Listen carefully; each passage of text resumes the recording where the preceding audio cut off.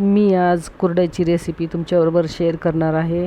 त्यासाठी मी गहू घेतले, ते जवळजवळ ते 8 किलो आहेत आणि ते मी आता एक पाण्यामध्ये टाकीत भिजवत आहे. तर हे गहू मी पूर्णपणे टाकले, ते पाणी टाकून जरा ढवळून घ्यायचं आणि हे 4 दिवसासाठी मी भिजत ठेवणार आहे. कुरडई हा एक पारंपरिक डिश आहे आणि सर्वांना खूप आवडतो. सणासुदीला याचा खूप उपयोग होतो, म्हणून मी ही रेसिपी करत आहे. आणि बघा, तुम्हीही करून बघा, तुम्हाला नक्की आवडेल. मेहनत आहे खूप, तसं मेहनत घ्यावी लागते. आणि 4 दिवस मी भिजत टाकलेले आहेत गहू. त्याच्यानंतर 4 दिवसानंतर ही मशीन आहे, ही यांना मी बोलवलं आहे घरी आणि त्यांच्याकडून मशीनमधून हा गहू मी दळून घेतलेला आहे. बघा चिक कसा बारीक पडत आहे.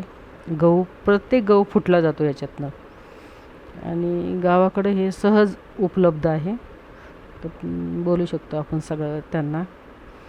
आणि मग त्याच्यानंतर ते वाटल्यानंतर मग ते असं पिळून घ्यायचं असतं, चांगलं दाबून पिळून घ्यायचं, कारण त्याचा चिक राहिला नाही पाहिजे. तर हे मी 3 पाण्यामध्ये पिळून घेतलं आहे आणि त्याच्यानंतर मग मी गाळून घेतलं आहे.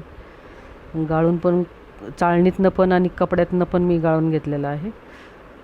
त्याचं कण वगैरे चिकामध्ये जायला नको म्हणून त्याची मी काळजी घेतली.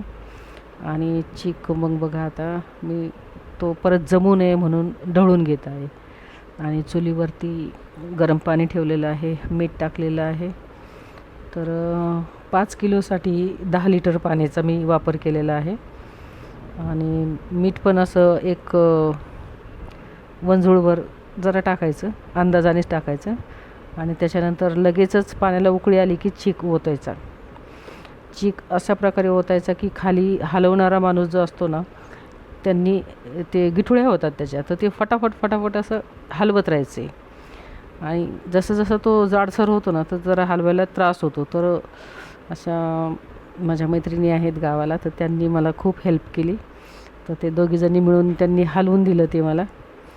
आणि गावाला खरंच खूप चांगले लोक असतात हां, एकमेकांना इतकी हेल्प करतात ना, की म्हणजे न मागता हेल्प भेटते तिथं. खूप माणुसकी आहे त्यांच्यामध्ये. बघा किती ताकद लागते ना, एवढं म्हणजे जड जातं ते हलवायला. ते माझ्याच्याने शक्य नव्हतं, पण त्यांनी केलं माझ्यासाठी, करून दिलं. तर जवळजवळ हा 8 किलोचा चीक आहे. तर जड जातं थोडंसं हलवायला आणि एकदम असं पारदर्शक काचेसारखं दिसलं पाहिजे इथपर्यंत हे हलवायचं. जेव्हा काचेसारखा हा चीक होतो ना, की तेव्हा समजायचं की हा चीक पूर्णपणे तयार आहे. आणि बघा, ते चुलीला जाळ पण व्यवस्थित चाललेलं आहे.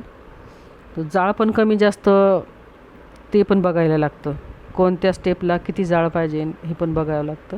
आणि आता मला वाटतं ते लाकडे आहेत ना, ते कमी करतं ते, कारण चीक खूप घट्ट झालेला आहे ना, तर तो जळू शकतो. त्याच्यामुळं लाकडे कमी केलेली आहेत.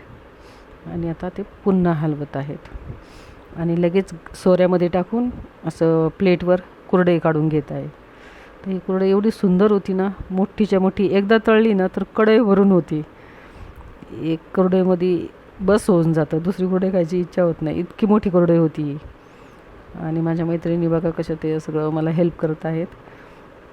आणि त्यांनी मला एवढी हेल्प केली की बघा, पूर्ण ते बाज म्हणतात तिकडं कॉटला, तर ते बाजवर टाकलेले आहे. 3 बाजा भरून माझं तेवढं सगळं झालेलं आहे. तर ह्याला बघा मी 2 ते 3 दिवस असं वाळतच ठेवणार आहे. चांगलं कडक झालं ना, तर जेव्हा मी तळून दाखवेल ना, तेव्हा मी तुम्हाला एक शॉर्ट्समध्ये दाखवून देईल की तळल्यावर किती मोठी होती ही कुरडई. तर थँक्यू माझा व्हिडिओ पाहिल्याबद्दल.